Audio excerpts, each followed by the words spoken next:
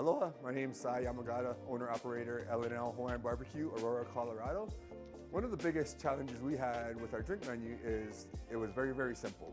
Wanted to kind of upgrade a little bit, kind of bring a little broader menu to the community. Pineapple smoothies, strawberry smoothies, and the boba drinks. The solutions to that is basically the ease of operation. One is something that's very, very easy to use, very user-friendly, something that we could learn within minutes, simple and easy to use. The employee reaction was really easy.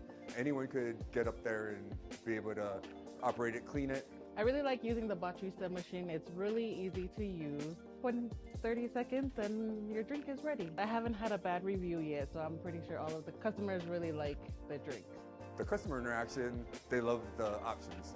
They love having to get smoothies, having to get bobas, having to do other tropical flavors. But the installation for Botrista is actually really, really smooth. With our lack of space over here, we're fortunate to have it on casters. We can kind of move it anywhere we need to. I think with Botrista, I think the easiest thing was the use. Employees really, really bought into it. They really found it easy to clean, to change bibs, incorporate everything in their everyday operations and not hinder their work.